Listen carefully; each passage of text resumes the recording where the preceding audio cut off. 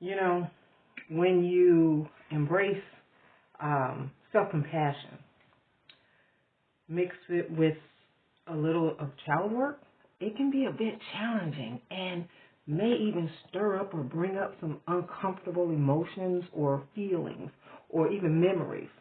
And so I think it's essential to actually cultivate self-compassion throughout the process and treat yourself with kindness, with gentleness, with understanding and emotional patience.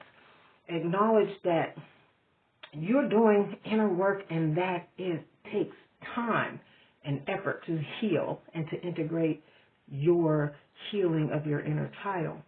Oftentimes, going through this process, I was alone and people didn't understand the process that I was doing because I would separate myself often, and a lot of my friends thought I was antisocial. Well, it's better to be assumed antisocial than to project my trauma response on other people, which I was finding myself doing that, or finding myself in a space where people responded to my actions as if I was offending them while I was trying to survive and enjoy life with this constant painful narrative that was projecting and sounding off like triggering fires in my mind. And many times I found myself in spaces where I was misunderstood, misrepresented, and words were coming out that I had no intentions, even actions that I was doing took me to a space of darkness, took me to a space of feelings of less than. And so when I had to come to the realization that I have to embrace me, I have to give myself time to heal, I have to do the work. No one's coming. When I say no one's coming to create that change inside of you. No one's coming to create that moment and says, you know what, you're healed. I mean, yes, if you have not because you ask not. If you ask for change, change will show up. But I didn't even know enough to ask for change. I had to find a space in me where I had to come to the realization that it's you, the girl in the mirror. It's you with the problem. The people who you're angry with, the people who traumatized you, they're going on with their life. They didn't even half the time know that you was traumatized because you had a closed mouth. And when you did speak up, you spoke up in a responsive manner versus a responsible manner. And self-preserving manner, meaning I feel like this when you act a certain way, or when you speak to me, it brings up feelings like this. Did you mean to say what you said to me? And this is how I took it, so this is why I'm responding in the manner in which I'm responding. That's a responsible response. But most of the time, I just sat quiet because I come from a generation where it's better to be seen, not heard. Well, it's hard when you got that core belief system instilled in you, and you have to get out from under it.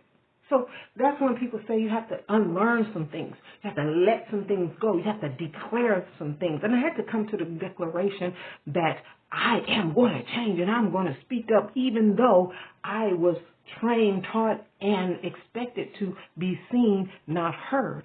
And living in a house that was very strict on that, it was like coming out of a prison of prisms. I mean, you let go of one brick and another one shifts, and it feels like the earth and world is just shifting around you, and you think you done broke away, and it's like an onion. You just keep peeling it, but you're on the inside peeling yourself out, which is very hard to do. And all I'm saying to you right now is take the time to, as you work on yourself, to look in the mirror and say, you know what? You did the best you could with the core belief system and the information inside of it that you were able to do at that moment. It brings me back to when I was creating dolls. and I made my first doll. And when I compared it to the second doll, it kind of looked not so great. When I compared it to the third doll, it started to lose its value of appreciativeness. And then when I put it to the fifth doll, it started to look a little hideous. Makes you wonder why. Because people was comparing and responding. My grandbaby loved the doll because I gave it to her. It was her gift. She didn't understand the progress of growth, the progress of change. That lower you, as you come to a higher you, is going to start to look disgusting. It's going to start to look not appropriate. It's going to start to look like, I thought that was the best. But I had to reel myself in and say, you know what, lady?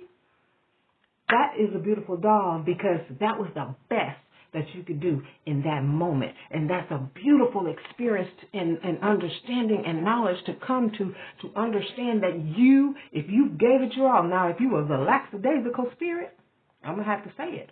If you was a lackadaisical spirit, let that go and create a space where you're giving your best to self.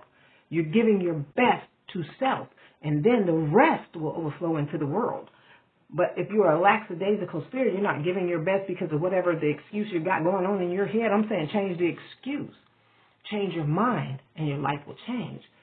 And so, but I knew in that moment that that was the best I could do. And so that's why I began to celebrate each best as best, as best, as best. And they're all best. And when you can come to that, honey, that is a freeing thought process.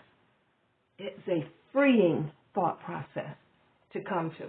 So practice self-compassion, practice self-awareness, practice embracing self and being the best self in whatever moment you're in.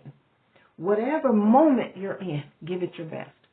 And I guarantee you, when you look in that mirror, that courage is going to show up as beauty.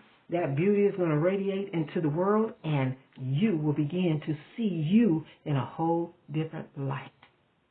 And you'll begin to understand what God said. It is good and very good when He looked at you.